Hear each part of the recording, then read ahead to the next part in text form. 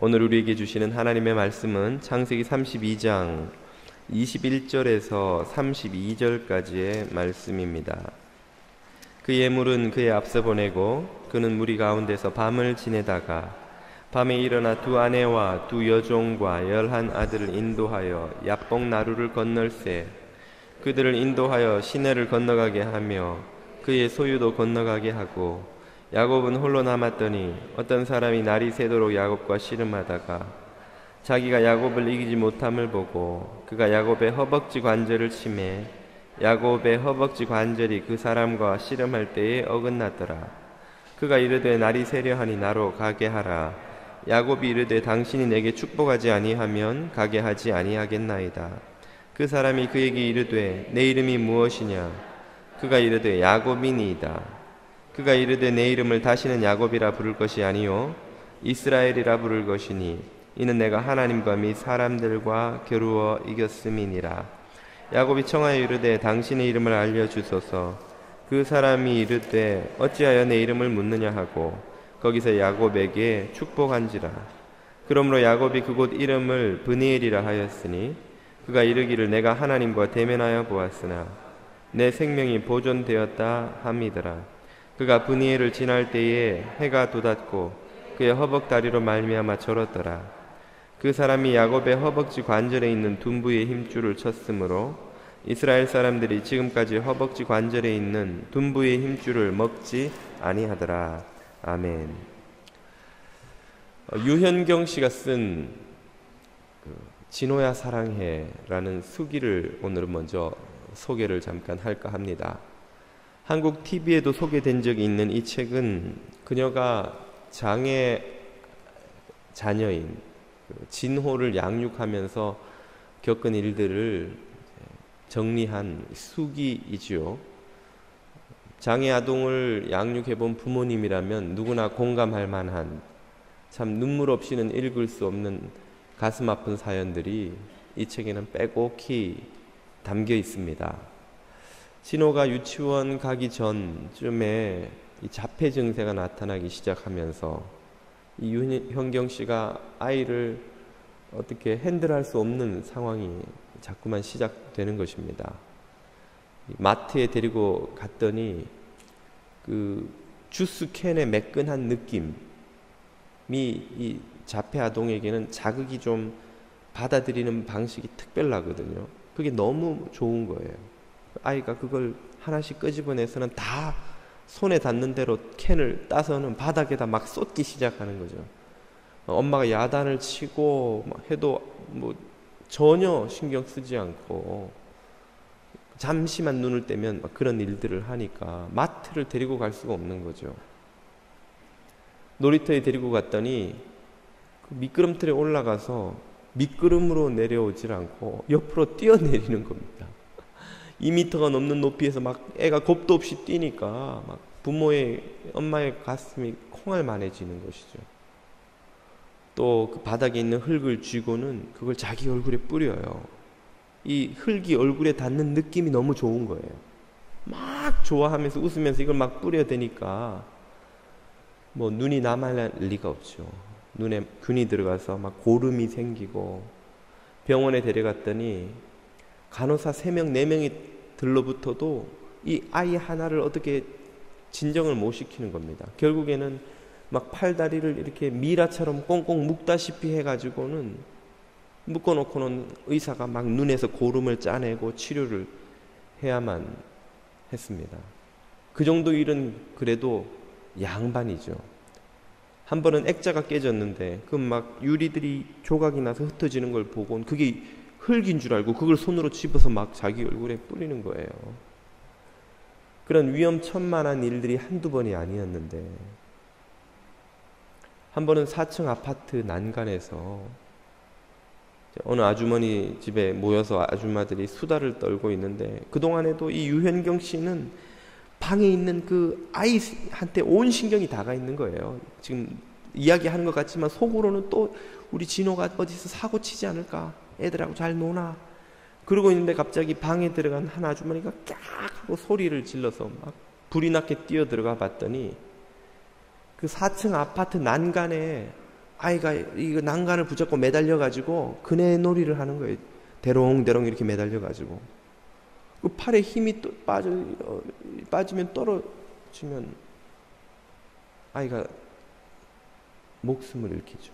막 난리가 나서 애를 끌어올리려고 해도 막무가내요. 놓질 않는 거예요. 거기서 막 소리를 지르고 얼르고 달래고 막 울며 불며 아이를 겨우 끌어올려서 방 안에 들여놨는데 이 아이는 그게 뭐가 문제인지는 모르는 것이죠. 막 웃고 좋아하고. 어떻게 해야 됩니까? 한국 엄마니까 죽어라고 또 아이를 패죠. 그 힘든 일은 그러나 이 사람들의 시선에서 받는 고통에 비하면 오히려 적은 것이었다고 할 만큼 무지하고 차가운 시선들로 고통을 많이 받았다고 합니다.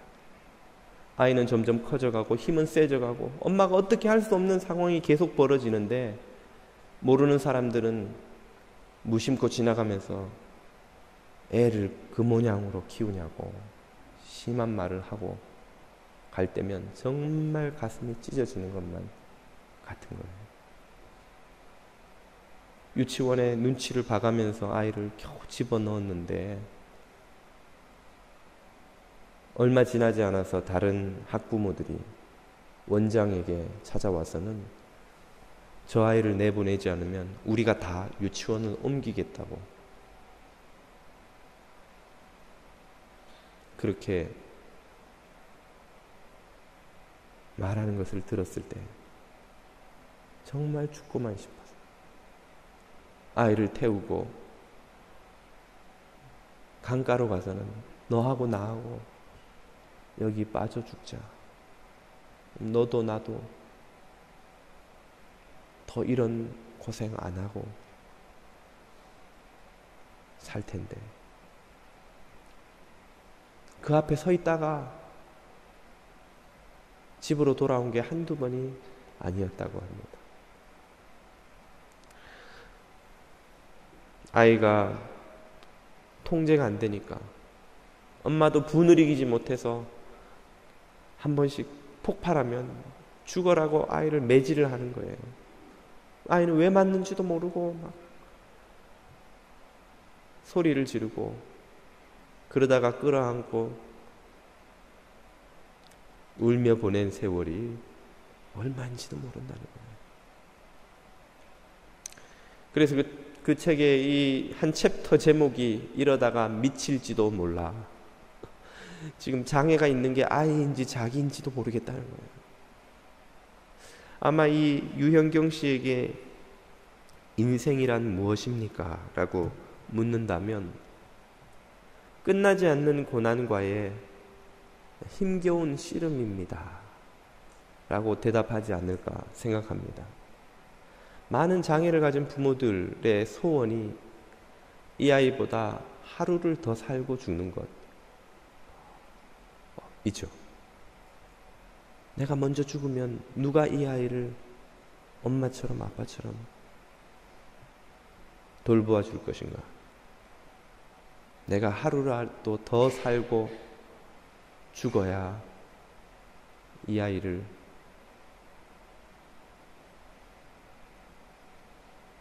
편안히 보낼 수 있지 않겠는가?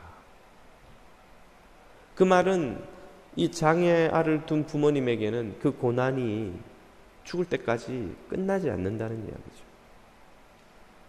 그녀가 하나님을 믿게 된 후에 주님께 던진 질문이 이것이었습니다. 하나님, 왜 나에게 이런 씨름 같은 고난을, 힘겨운 고난을 주십니까? 이 질문은 그녀와 모양은 다르지만 이런저런 모양으로 고난과 씨름하고 있는 성도들이 던지기도 하는 질문이죠.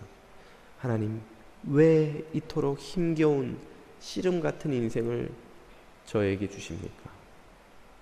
하나님이 우리를 사랑하신다면 소파에 누워서 편안히 TV 채널을 돌리는 것 같은 그런 유복한 인생을 주셔야지. 힘겨운 씨름을 하는 진이 빠지는 이런 인생을 왜 나에게 주십니까? 하는 것이죠. 하나님은 왜 야곱에게 이런 힘겨운 씨름을 허락하시는 것일까요? 우리에게는 왜 이런 힘겨운 씨름을 허락하시는 것입니까? 오늘 본문의 제목을 한번 붙여보려면 야곱의 씨름 정도가 되겠습니다. 말 그대로 야곱이 씨름하는 이야기죠. 지난주 읽은 본문까지 우리는 야곱이 라반의 손아귀에서 무사히 벗어나게 된 상황을 살펴보았죠. 그리고 가나안에 입성하게 되었는데 형 에서에게 사람을 보내어 만나기를 청했더니 돌아온 소식은 형이 400명의 종을 이끌고 달려오고 있다는 것이었습니다. 심장이 덜컥 내려앉는 것이죠. 아이고 이제 죽었구나. 겁에 질린 야곱은 하나님께 간절히 기도를 드리고 나서 대책을 마련하죠. 가축 중에서 종류별로 10개의 떼를 만들어서 그 10떼를 차례로 보내어서 에서에게 선물을 보낸 것입니다. 에서가 달려오다가 10떼를 차례로 한 떼, 두 떼 선물로 받으면서 마음이 좀 누그러뜨려지라고 한 나름 꾀를 쓴 것이죠. 그리고 나서 오늘 본문 21절, 22절을 보면 야복강 건너편에서 밤을 보내다가 한밤중에 일어나서 가족들을 강을 건너게 합니다. 야복 시내라고 나오죠. 물이 없을 때는 시내처럼 낮으니까. 그리고 나서 자신은 거기에 남는데요. 왜 한밤중에 일어나서 이렇게 할까? 제 생각에는 잠을 이루지 못해서가 아닐까 생각됩니다. 이제 해가 밝아서 에서의 무리가 도착하면 자기와 가족들이 다 몰살당할지도 모르는 상황인데 그 밤에 잠이 오겠습니까? 아니 여러분 같으면 잠이 오겠어요? 밤새 잠을 못 이루고 뒤척이다가 결국은 한밤중에 일어나서 가족들을 먼저 보낸 거예요. 그리고 홀로 남았는데 그 후에 좀 뜬금없는 상황이 벌어집니다. 누군가가 나타나서 야곱과 씨름을 시작하는 거예요. 본문 24절을 한번 보십시오. 야곱은 홀로 남았더니 어떤 사람이 날이 새도록 야곱과 씨름하다가, 이 어떤 사람이 누구인지는 성경이 분명히 밝히지 않지만 문맥을 보면 하나님의 사자, 천사인 것처럼 묘사됩니다. 그 천사와 야곱이 씨름을 시작한 거예요. 아니 왜 갑자기 씨름이 여기에 등장하는 걸까? 많은 사람들은 이 씨름을 기도로 해석합니다. 고난의 때에 성도가 드리는 기도는 종종 씨름처럼 힘겨운 것임에 틀림없지요. 실제로 예수님의 겟세마네 기도를 보아도 땀방울이 핏방울이 될 정도로, 진이 빠질 정도로 힘겹다는 것을, 그런 기도라는 것을 보여주죠. 그러한 해석이 저는 적절하다고 생각을 합니다만, 동시에 저는 이 씨름이 고난의 인생 그 자체를 의미하기도 한다고 믿습니다. 고난과 씨름할 때는 우리의 인생 자체가 씨름 같은 거예요. 힘겨운 것입니다. 여러분, 씨름 선수들이, 프로 씨름 선수들이 씨름할 때 몇 분 하는지 아세요? 저도 잘 모르지만 제 기억으로 한 5분에서 10분을 넘지 않은 것 같아요. 한 라운드가. 그 큰 덩치에 힘이 좋은 씨름 선수들도 그 5분, 10분 하고 나면 카메라 이 클로즈업 한 거 보면 막 헉헉거리고 그냥 얼마나 힘들어 하는지 모릅니다. 그렇게 진이 빠지고 힘든 씨름 같은 인생이라는 거예요. 고난과 싸우는 것이. 하루 눈 뜨고 하루 보내는 것이 정말 씨름하는 것보다 더 힘든 그런 때가 우리 인생에 있기 마련입니다. 유현경 씨와 상황은 다르겠지만 우리도 건강으로, 경제적인 문제로, 가정의 문제로, 자녀의 문제로, 이런저런 문제 때문에 씨름하듯이 힘겹게 하루하루를 살아갈 때가 있기 마련입니다. 마치 우리 허리에 삿바가 매어 있는 것 같고 누군가가, 힘센 누군가가 그걸 꽉 거머쥐고는 놓지 않는 거예요. 좀 여기서 벗어나야 되는데 놔주질 않는 거예요. 발버둥을 쳐도 여기서 벗어날 수가 없는 이 씨름판에서 벗어날 수가 없는 그런 상황에 꼼짝없이 묶여 있는 것 같은 느낌으로 살아갈 때가 있다는 것이죠. 그리고 그런 때 우리는 치명적인 상처를 입기도 합니다. 본문 25절을 보십시오. 자기가 야곱을 이기지 못함을 보고 그가 야곱의 허벅지 관절을 치매, 야곱의 허벅지 관절이 그 사람과 씨름할 때에 어긋났더라. 여기 허벅지 관절이라고 했는데요, 개역 성경에서는 환도뼈라고 부릅니다. 이 환도뼈는 옛날에 한국 조선의 군인들이 허리에 차는 군도를 환도라고 합니다.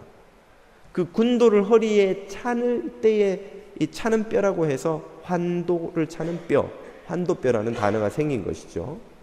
그러니까 이 골반뼈를 말하는 것입니다. 그렇다면 이 본문은 골반과 허벅지 뼈 사이가 탈골이 됐든지 금이 갔든지 골절이 됐든지 이런 상황이 벌어졌다는 것이죠. 얼마나 아프겠어요. 걸을 수도 없을 정도로 고통스러운 부상을 지금 야곱이 당한 것입니다. 우리가 인생의 씨름을 하다 보면 치명적인 상처를 입기도 하죠. 회복이 안 될 것 같은 그런 상처를 입고 신음하기도 합니다. 하나님은 왜 우리에게 이토록 힘겨운 씨름 같은 인생을 허락하시는 것일까요? 그것은 하나님이 우리에게 무엇인가 주기를 원하는 것이 있기 때문입니다. 주님이 주기를 원하시는 그것이 무엇입니까? 그 첫째는 바로 하나님이 주시는 복, 곧 행복이죠. 오늘 본문 29절입니다. 야곱이 청하여 이르되 당신의 이름을 알려주소서. 그 사람이 이르되 어찌하여 내 이름을 묻느냐 하고 거기서 야곱에게 축복한지라. 이 천사가 야곱에게 한 축복이 무슨 내용이겠습니까? 자세히 묘사되고는 있지 않지만 우리가 창세기를 쭉 읽어왔기 때문에 이제는 압니다.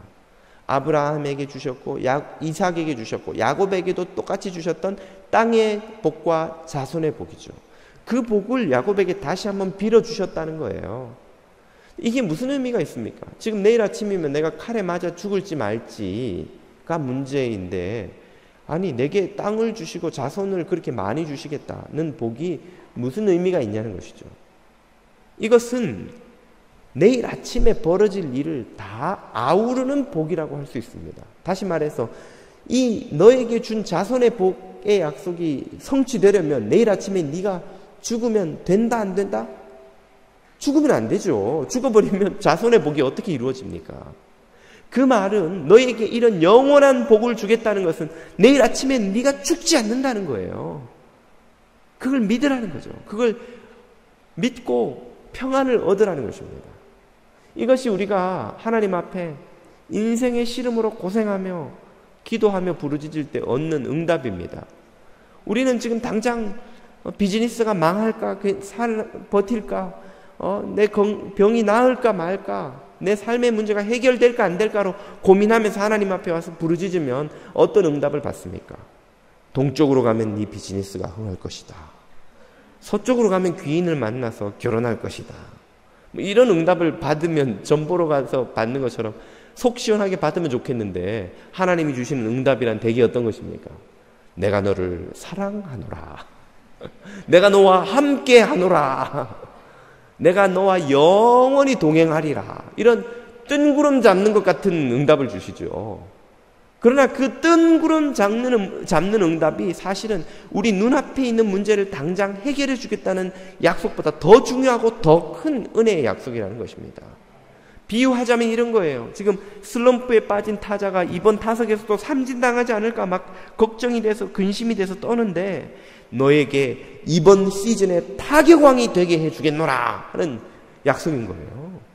내가 타격왕이 된다면 지금 여기에 슬럼프에 빠져 있는 게 무슨 문제가 됩니까? 그 말은 곧 내가 이 슬럼프를 어떻게 한다는 말이에요. 극복한다는 이야기잖아요. 슬럼프를 극복 안 하고 계속 삼진만 당하는데 어떻게 타격왕이 됩니까? 타격왕이 된다는 약속은 이 슬럼프 극복하고 다시 안타 치고 홈런도 친다는 이야기죠. 하나님이 내가 너와 함께 하리라. 너를 구원하리라, 영원히 너와 동행하리라 하는 약속은 네 앞에 있는 이 문제를 극복하게 된다는 약속이에요. 걱정할 필요가 없다는 약속입니다. 이것이 더 크고 놀라운 복의 약속인 것입니다. 당장 우리는 눈앞에 있는 이 문제를 해결해 주는 어떤 답을 주셨으면 좋겠습니다 생각하지만 그거는 정말 크지 않은 거예요. 그런 복은, 그런 약속은 받아도 문제가 해결되지 않는 것이, 우리가 비즈니스 하는데 그 위기가 이번 한 번으로 끝납니까? 이 바이어 문제 해결하면 저 클레임 해결하면 저 고객 해결하면 저 거래처, 끊임없이 계속되잖아요. 그런 문제는 아무리 해결해도 또 생기는 거예요. 산 넘어 산이에요, 인생에. 일터 문제 해결되면 가정 문제 해결되면 신앙 문제 해결되면 자녀 문제. 그때마다 우리는 전보로 가듯이 하나님 앞에 가서 또 이번에도 해결됩니까? 라고 답을 얻어야만 하는 거예요. 그렇다면 하나님이 주시는 약속은 그 모든 문제를 능히 극복하고 남는 답을 주시는 거죠. 내가 너의 인생 전체와 함께 하겠다는 거예요. 제가 하나님을 처음 만나 받은 약속도 바로 그것입니다. 고등학교 2학년 때 제가 성적이 떨어져서 고민이 많이 됐어요. 주님, 내가 대학이나 갈 수 있겠습니까? 저 원하는 대학에 갈 수 있겠어요? 잠이 안 오는 거예요. 불안하고 걱정되고 열심히 기도했더니 주님이 너를 이 대학에 붙여주겠다라고 말씀하지 않으시는 거예요. 주님의 약속은 내가 네 인생을 책임지마 하는 거였어요. 염려하지 마라, 내가 네 인생을 책임지마 하는 거였어요. 그 약속을 받으니까 대학 문제가 사라져버리는 거예요. 하나님이 내 인생을 책임지겠다는데 내가 이 대학에 가고 안 가고가 문제가 아닌 거예요. 어느 대학 가느냐는 그다음부터 아무 문제가 아닌 거예요. 물론 원하는 대학 가면 더 좋죠. 그러나 그 대학 안 가도 제게는 더 이상 아무 걱정이 없는 거예요. 왜? 내 인생을 하나님이 책임지겠다고 그랬기 때문에. 이게 진짜 약속이고 진짜 축복이고 진짜 행복인 것입니다. 우리가 인생의 씨름에, 고난과의 씨름에 힘겨워 신음할 때에 하나님 앞에 나아가면 하나님이 이런 약속을 우리에게 주십니다. 이것을 주시기 위해 하나님은 우리에게 씨름을 허락하시는 거예요.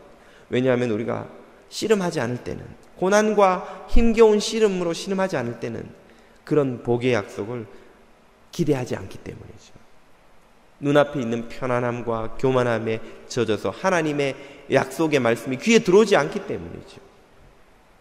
여러분의 근심하는 온갖 문제를 다 해결하고도 남는 하나님의 이 영원한 복의 약속을 들으실 수 있기를 축복드립니다.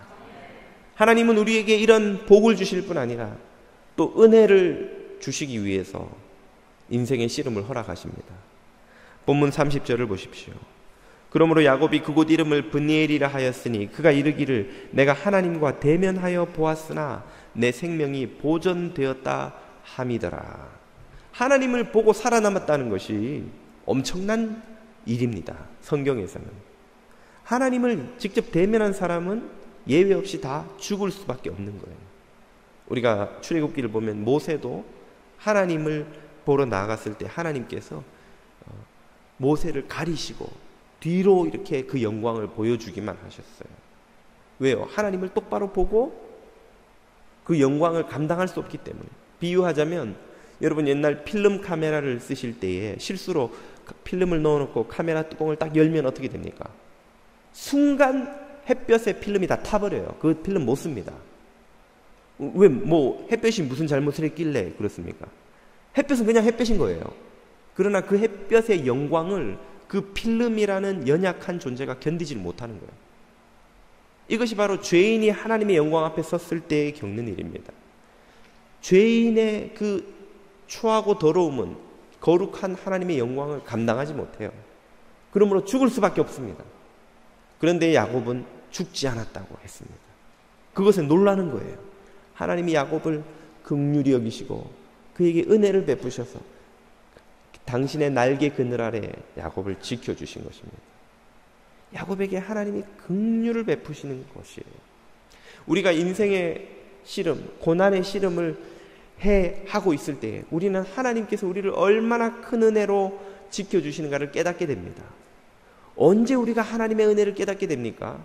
귀한 것들은 모두 그것이 없을 때에 깨닫게 되는 것이죠. 건강의 소중함은 아프기 시작하면서 깨닫게 됩니다. 가족의 소중함은 멀리 출장 갔을 때 비로소 깨닫게 되는 것이죠. 우리가 잘 먹고 소화시키는 것의 소중함은 뭔가 문제가 생겼을 때, 배고플 때 우리가 누리는 것들의 소중함을 비로소 깨닫게 되는 것이죠. 인생의 고난과 씨름할 때 우리는 비로소 하나님이 얼마나 큰 은혜로 우리의 삶을 지켜주시는가 하는 것을 깨닫게 됩니다. 정말 매일매일 내가 사는 게 은혜구나. 먹고 사는 게 은혜구나. 내 가족들 먹여 살리는 게 은혜구나. 아침에 눈 뜨고 내 다리로 멀쩡하게, 내 다리가 아니고 내 두 팔 두 다리로 멀쩡하게 걷고 하는 게 은혜구나 하는 것을 이 인생의 씨름, 고난의 씨름을 통해서 깨닫게 되는 것입니다. 이런 은혜를 우리에게 깨닫게 하시려고 주님은 씨름을 허락하시는 거예요. 세 번째로 하나님은 우리에게 변화를 주시기 위해서 인생의 씨름을 허락하십니다. 28절을 보십시오. 그가 이르되 내 이름을 다시는 야곱이라 부를 것이 아니요 이스라엘이라 부를 것이니 이는 내가 하나님과 및 사람들과 겨루어 이겼음이니라. 하나님의 백성들을 부르는 이스라엘이라는 단어, 그 뜻이 하나님과 씨름해서 이겼다 하는 뜻입니다. 이 단어가 처음으로 성경에 소개된 것이 바로 이 장면입니다. 이 인생의 씨름을 통해서 야곱은 이스라엘로 변화된 것이죠. 우리도 우리 인생의 씨름을 통해서 하나님의 사람으로 변화되어 갑니다. 우리가 예수님의 보혈로 즉시로 거룩한 성도로 존재가 변화되지만, 그러나 우리의 속사람, 성품은 한참 변화되는데 시간이 걸리는 거예요. 우리의 속사람이 언제 변합니까? 편안하게 소파에 누워있을 때는 절대 변하지 않아요. 우리들의 교만한 심성은 바뀌지 않습니다. 그러나 힘겨운 인생의 씨름을 하며 고생할 그때에 우리의 속사람이 다듬어지는 거예요. 깎이는 거예요. 반들반들한 조약돌처럼 거친 상류의 돌이 하류에서 반들반들한 조약돌로 바뀌듯이 부드럽고 온유하고 인내하고 사랑과 희락과 화평과 오래 참음과 자비와 양성과 충성과 온유와 절제의 열매가 맺히는 그런 성품으로 비로소 바뀌는 변화가 언제 일어난다는 것입니까? 인생의 씨름을 감당할 때 일어난다는 것이죠. 그때 우리는 세상과의 씨름에서도 승리하게 되는 것입니다. 이렇게 복과 은혜와 변화를 경험하면서 우리는 세상과의 씨름에서 승리하게 되는 것을 경험하게 됩니다. 요한복음 16장 33절에서 예수님이 이렇게 말씀하시죠. 세상에서는 너희가 환난을 당하나 담대하라. 내가 그리스도께서 세상을 이겼노라. 그리고 그 그리스도의 승리에 우리가 동참하게 됩니다. 요한일서 5장 4절이죠. 대저 하나님께로서 난 자마다 세상을 이기느니라. 세상을 이긴 이김은 이것이니 우리의 믿음이니라. 바로 세상과의 씨름을 통해서 우리는 그리스도의 승리에 동참하게 되는 것입니다. 이런 승리를 경험하게 하시려고 하나님은 우리에게 씨름 같은 인생을 허락하시는 거예요. 이런 하나님에 대해서 종교개혁자 장 깔뱅이 이렇게 소개한 적이 있죠. 일찍이 우리 조상 야곱에게 가시적인 형태로 나타났던 것은 오늘도 각 개인의 성도들에게 실현된다. 그것이 무엇인고 하니 그분은 왼손으로는 우리와 맞서 싸우시고 오른손으로는 우리를 위해 싸우신다. 여기서 우리는 역설을 발견합니다. 우리를 씨름판에 밀어 넣으시고 우리와 씨름하시는 분이 바로 하나님인 거예요. 그런데 그 씨름에서 이기게 우리를 도와주시는 분도 하나님이신 거예요. 하나님은 우리를 씨름판에 밀어 넣기도 하시고 씨름판에서 이기도록 도와주기도 하시는. 아니 그럴 것 같으면 애초에 밀어 넣지를 말지 왜 넣으실까? 그래야만 우리가 승리를 경험할 수 있기 때문입니다. 참된 복과 참 은혜와 참 변화를 경험하고 그리스도의 승리에 동참할 수 있기 때문입니다. 이것을 비유하자면 선생님이 학교에서 아이들에게 하는 일과 똑같은 거예요. 선생님이 아이들을 열심히 가르치시지만 동시에 아이들에게 무엇을 주십니까? 이제 중간고사 다음 주에 친다. 시험 문제를 내시는 거예요. 그래 놓고는 다음 주까지 뭘 하세요? 자, 시험 치는 문제들, 예상 기출 문제 설명하면서 어떻게 푸는지를 가르쳐 주시는 거예요. 한 선생님이 시험 문제도 내고 그 문제를 푸는 방법도 가르쳐 주셔요. 아니, 그러면 처음부터 내지를 말지. 왜 시험을 내고 시험 문제 푸는 방법까지 가르쳐 주시나? 시험을 내고 시험을 통과해야 그 아이의 실력이 쌓이는 거예요. 그래야 그 아이가 이 학교를 졸업했을 때부터 상급 학교에 혹은 새로운 일터에 진출해서 성공할 수 있는, 승리하는 아이가 되기 때문에 그를 실력을 키워주려고 시험도 내고 동시에 시험 푸는 방법도 가르쳐주고 하시는 거죠. 하나님이 우리에게 씨름 같은 인생을 허락하시는 이유는, 우리를 씨름판에 밀어넣으시는 이유가 바로 이것입니다. 우리를 씨름판에 밀어넣으시고 동시에 우리에게 그 씨름을 이길 수 있는 힘을 주셔서 왼손으로는 밀어넣고 오른손으로는 이기게 하시고, 그래서 우리를 승리자로 만들게 하시기 위함인 것이죠. 하나님이 이렇게 저와 여러분을 붙들고 도와주시는 줄 믿습니다. 앞서 소개했던 유현경 씨가 바로 그 하나님의 신비한 역설적인 손길을 경험합니다. 그를 인생에 감당할 수 없는 씨름판에 밀어 넣으셨을 뿐 아니라 그 씨름을 이기게 하시는 은혜도, 능력도 공급해 주신 거예요. 지치고 몸과 마음이 모두 지쳐서 도저히 하루도 더 버틸 수 없어서 진이 빠져 있는 어느 날, 그녀에게 한 줄기 희망 같은 사람들과의 만남이 시작됩니다. 아파트 바로 앞집에 사는 혜진이 엄마라는 아줌마가 찾아와서는 말을 거는 거예요. 진호 엄마, 내 보니 진호 때문에 마음고생이 많은 것 같아요. 그리고는 매일 찾아와서 말동무가 되어 들어주고 위로해주고, 진호 엄마, 우리 친구들 모이는데 같이 가서 좀 어울리지 않을래요? 그래서 진호를 데리고 갔더니 그 아파트에 몇몇 아줌마들이 모이는데 그 아줌마들은 이때까지 자기가 만난 사람들과 뭔가가 다른 거예요. 진호가 이상하다고 이상한 눈초리로 보지도 않고, 전에는 진호하고 한번 놀리고 나면 다시는 그 아줌마는 집에 놀러 오지도 않고 오라 소리도 안 해요. 애들이 진호하고 어울리면 이상해진다고. 근데 그 아줌마들은 진호를 있는 모습 그대로 받아주는, 진호 엄마와 똑같이 마음 아파 자기 아이들하고 놀리게 하면서 오히려 진호를 챙겨주는 거예요. 아, 세상에 이런 사람들도 있구나. 그 책에는 그 정도만 해도 살만했다, 그렇게 그녀가 쓰고 있습니다. 그 중에 한 아줌마가 그러는 거예요. 진호 엄마, 우리 금요일에도 모이는데 한번 와보지 않을래? 금요일에 뭐 하는데요? 그래서 진호를 데리고 가봤더니 아파트 문을 열고 딱 들어가니까 아줌마들이 며칠 모여 앉아가지고 찬송가를 부르고 있는 거예요. 알고 봤더니 그게 구역 모임이었어요. 나중에야 그게 교회 구역 모임이라는 걸 알게 된 거예요. 그 사람들이 자기를 위해서, 진호를 위해서 기도해주고, 진호 엄마, 우리 일요일에도 모여 한번 안 나와볼래? 그래요? 그럼 나가볼게요. 그래서 평생 처음으로 완고한 무신론자였던 남편까지 데리고 교회라는 데를 발을 들여놓았습니다. 교회 가서 예배를 드리는데 목사님이 무슨 설교했는지 하나도 기억이 안 나더래요. 그런데 예배를 시작하자마자 그때부터 끝날 때까지 부부가 그냥 눈물이 쏟아지고, 그동안 쌓였던 억눌렸던 그 울분과 원망과 회한과 상처들이 다 눈물이 돼서 막 쏟아져 나오는 거예요. 그리고 예배를 마치니까 속이 후련하고 시원하더랍니다. 그래서 교회를 계속 다녀야 되겠구나, 그렇게 생각하고 교회를 다니기 시작했습니다. 조금씩 하나님을 알아가면서 앞에 말씀드렸던 그런 질문을 던지게 된 거예요. 하나님, 왜 내게 내 인생에 이런 고난이 옵니까? 그리고 하나님한테 매달려야 살겠다는 생각이 들더라는 거예요.